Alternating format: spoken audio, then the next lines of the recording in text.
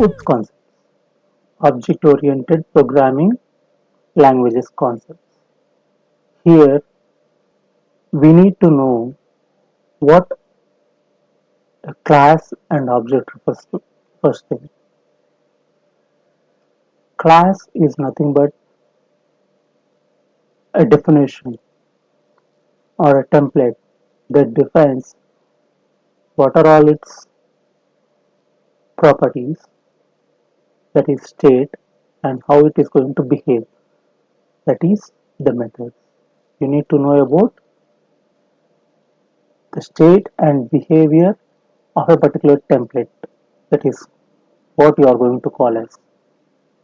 Here we need to understand that each and every class is defined in such a way that you have both of them defined, and you cannot see anything as such in real in the outside world. If I say human beings, you cannot find anyone like human being.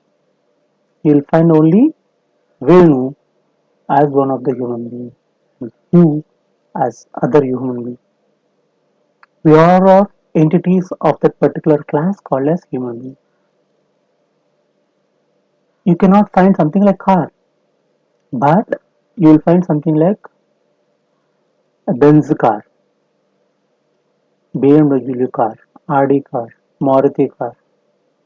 These are different cars again, based on the brand and the model. You get different cars. You cannot find anything like mobile as such, but you will find Moto E4 mobile, iPhone 6 mobile. You will find something mobiles like whatever you are using, the model based on the model that you are using.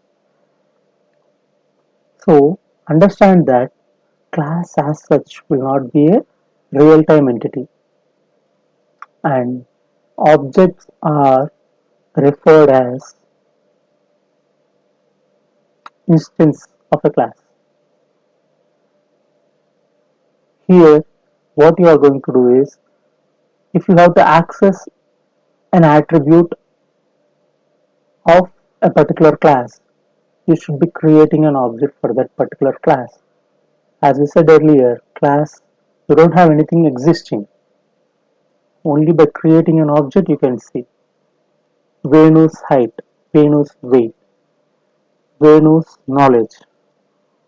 All of them are my entities that you are going to use, my attributes that you are going to use. Similarly, you will have everything accessed by that particular thing. Methods, Venu way of reading, Venu way of writing, Venu way of talking, Venu way of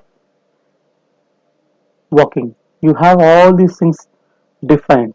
So here Venu is the object. So understand that object is an instance of a class which is used to access the methods of that particular class.